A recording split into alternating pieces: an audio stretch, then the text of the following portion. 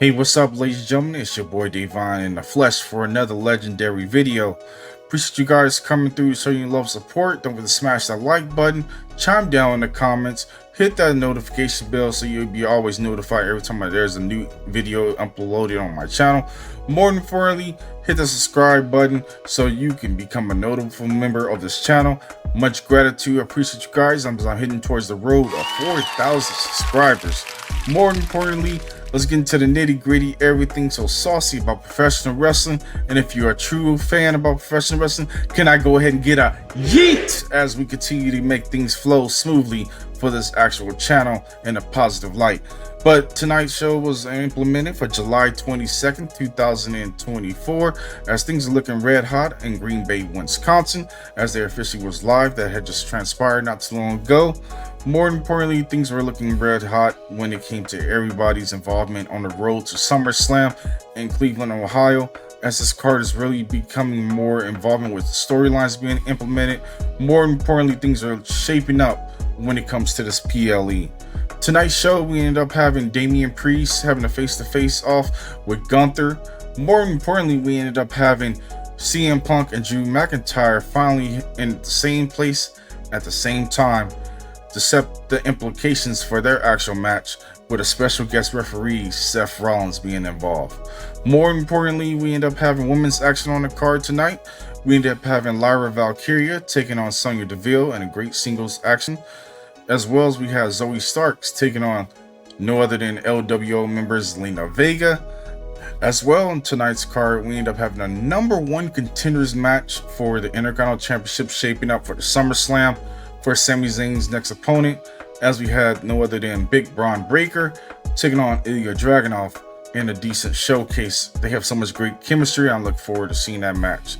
As well as on the card, we end up having the main event of the night. Main event, Jey Uso and Sami Zayn taking on Judgment Day members Finn Balor and JD McDonough, the World Tag Team Champions, to close out Monday Night Raw. But and so much more went on tonight, but let's get into the nitty-gritty of this actual show, and let's get this show started. Let's get it.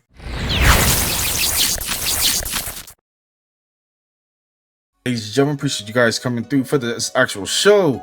It started off red hot when it came to Gunther, who started off the show. He got on the mic. He went ahead and berated the fans there in Green Bay. He also insulted the World Heavyweight Champion, who came down directly to the ring and just no talk, straightforward, punched Gunther. They went into a actual straight brawl. Damian Priest was playing no games, and he was straight serious when it came to everything that went on in that actual brawl. Afterwards, they went to a commercial break, and Jackie Redmond was trying to get an interview with Gunther, and the brawl continued to go on when it came to everything that progressed on Monday Night Raw. Then we got ready for the actual first match tonight, the #1 contenders match of no other than Big Braun Breaker taking on Ilya Dragunov. This match was smash mouth, nothing unturned, great chemistry. I enjoyed everything about it. Unfortunately, Braun Breaker was able to pick up the victory via referee stoppage, becoming the #1 contender for the Intercontinental Championship. And later in the night, he got himself involved when it came to Sami Zayn to set a message clear when it came to their Intercontinental Championship being set up for SummerSlam. As well, we ended up switching gears over to the Judgment Day Clubhouse, as we had Rhea Ripley giving the boys a roundabout. But before they can even talk, Dominic Mysterio wants to talk to no other than Rhea. He's worried about how he was spoke to by Jey Uso when it came to how she had a conversation and everything. And she said, don't worry, she was just messing around. Finn Balor steps in and tells Dom that he needs to take care of Jey Uso, more importantly for all of them. Rhea says Uso doesn't actually matter. More importantly, she tells Dom to use his brain and not go starting any kind of wars. She ends up leaving, and Finn Balor and JD McDonough eggs on Mysterio to go get a match started. And Dominic Mysterio said he's going to go ahead and talk to no other than Adam Pearce. Then we get ready for women's action. We have Lyra Valkyria taking on Sonya Deville in a great women's implication match. A lot of back and forth. Things happened after DeVille capitalized directly off of Valkyria actually being distracted by Zoe Starks, and DeVille was able to hit her DeVille Advocate to pick up the victory for the 1-2-3. This match was good. I enjoyed everything about it. After the actual match, we ended up having a decent promo by the Wyatt Six, who had that pre-recorded DVD style kind of setup. It abbreviated a highlight of Nikki Cross, and the video goes into more depth as Uncle Howdy repeatedly told her to look at herself, and to which the more enigmatic member of the group and basically told her to remember who she is, and she ends up screaming, and that set up that actual segment. I'm loving how things continue to be pushed out when it comes to the Wyatt Six. They're doing a great job with highlighting each member individually, so you can gotta get a feel of who they are. I'm be kind of intrigued and wondering how things made progress with the other members as well. Then we end up having CM Punk coming out. He ends up getting on the mic. He's red hot with the crowd tonight with Green Bay. They were chanting CM Punk. He goes into full details about how he talked to his doctor. More importantly, he went into full details of saying that he's medically cleared and he's looking for a fight. Drew McIntyre ended up coming out, and he ended up made his presence felt, but not in the ring, but he stood at the top of the ramp and taunted Punk, and then watched as security and officials held CM Punk back after he was trying to get into a melee brawl. Then Adam Pearce ended up coming out to in the middle between all of them and said Drew McIntyre has been officially cleared. More importantly, CM Punk has been officially cleared as well. And the only way to solve the solution is have a special guest referee that turns out to be no other than Seth freaking Rollins. Then we go over to the Judgment Days backstage looking for Jey Uso, and Liv Morgan peels away from Dominic Mysterio, who's off from the pack, and tells him not to worry and everything's gonna be okay.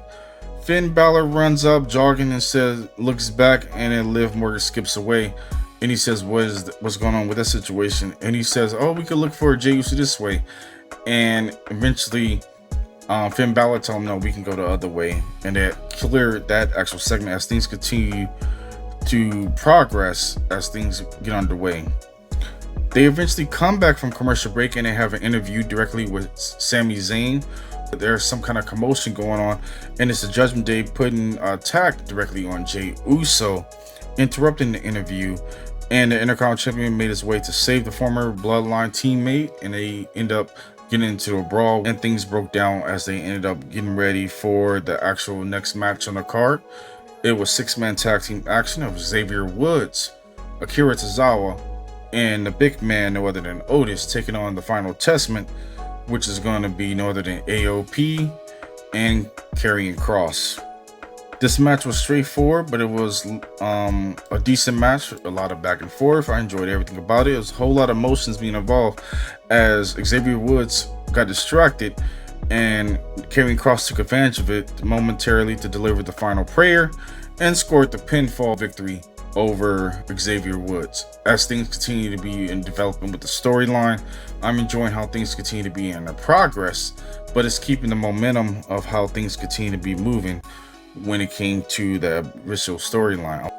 Then we have, after the situation broke down, we had Chad Gable and the Creed brothers end up confronting the former Alpha Academy members. Otis ends up denying Chad Gable, his former mentor and tag team partner, as same with the others, as he told him to come ahead and join with Chad Gable and the Creed brothers. So they proceeded to beat them down directly on Otis and Akira Tozawa as Maxine Dupree looked on from the outside. Then things continued to progress as the assault was continued to be intensified as Chad Gable continued to bring in steel chairs, and the arena ended up going dark. The Wyatt Six appears to make their entrance as Gable and then the Creed brothers watched on. Uncle Howdy enters the ring and drills the no other than the Olympian with the sister Abigail abruptly, and then the commercial break from there as it went from there. Then we ended up having the next following match. It was supposed to be Pete Dunne taking on Big Bronson Reed. Before this match ended up getting on, We end up having Sheamus abruptly interrupting this match and putting a melee beatdown directly on all those guys that was involved. It was a scheduled match, and things got underway very quickly as Sheamus rocked the bruiserweight, and then he unloaded a couple of massive blows directly to the big Bronson Reed. Follow up with the bro kick. He ended up knocking down Bronson Reed as Pete Dunne looked on from the outside, as it's going to look like we're going to have a great triple threat match being set up with these men. I look forward to being involved, of seeing how things may continue to be pressured. More importantly, seeing how the chemistry may continue to be progress with these gentlemen. Then we go to Rhea Ripley, who's criticizing the Judgment Day for attacking Jey Uso. Finn Balor says he's tired of him and his teammates being disrespected, and revealed that he went ahead and talked to Adam Pearce and got permission for the tag team match for tonight, putting the Judgment Day against the Jey Uso and the Intercontinental Champion. The frustrations ordeal, Rhea Ripley dragged Dominic Mysterio after this whole situation, after Dominic was trying to explain what happened earlier with Liv Morgan. Then things continue to progress as they got ready for their in-ring promo that really shook things up in this whole love triangle. Rhea Ripley and Liv Morgan's promo really started to go back and forth as Dominic Mysterio is back with Rhea and in a good graces after things intensified. Of course, anger fueled directly when it came to Liv Morgan, as well as Dominic let Liv Morgan know straight up, like, hey, he's not in for it. But the highlight was when Morgan claimed that gorgeous men like Dominic fall for girls who look like her, and pretty much got under Rhea Ripley's skin. But accordingly, Liv Morgan got it wrong as Dominic Mysterio ended up leaving with Rhea Ripley, and things intensify as Liv Morgan ended up leaving the arena in tears while Rhea Ripley licked Dominic Mysterio's face. Then she planted a kiss on his cheek to end the segment that did not overstay its welcome, but it was straightforward when it came to everything that went on. Then we have women's action of Zelina Vega taking on Zoe Starks. This match was pretty decent, a lot of back and forth. All the girls started brawling on the outside, including Kaden Carter, Katana Chance, along with Zoe Starks, as well as so many other people that was involved. Shayna Baszler. It was just a whole lot going on the outside.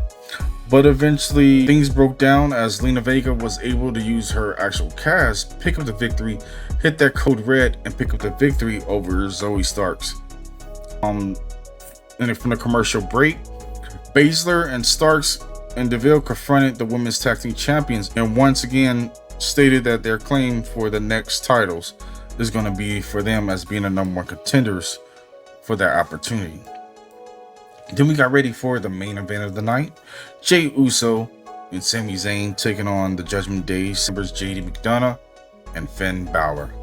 This match was pretty red hot, a lot of back and forth. You got everything that you could have asked for. Jey Uso was able to pick up the victory with the Uso Splash. More importantly, it just sends another L when it comes to the Judgment Day. Judgment Day is going to have a long road of trying to figure themselves out. More importantly, things continue to progress with that storyline as well, as I don't like when seeing the tag team champions or any champions losing when it comes to the actual show if there's not an actual challenger being implemented for them at that time being. At post-match, Braun Breaker ends up attacking Sami Zayn and standing tall effectively with the two reasons, and more importantly, it heightens the profile of the Intercontinental Championship for the WWE. More importantly, the position of Braun Breaker continues to be a true heel, and things looked on as Sami Zayn was prone and almost speared out his boots. But Jey Uso was looking kind of confused when it came to everything that had happened. But pretty much it sums up everything that had went on with the show. I would like to know from you guys' point of view. Chime down in the comments, let me know how you were feeling about the show. More importantly, if you're new to my channel, subscribe to the channel. Hit that like button so you get the algorithm up for this actual video. More importantly, hit that notification bell so you'll be always notified when a new video is being implemented. Appreciate you guys coming through and showing your love and support. I'll catch you guys on the next one. Peace.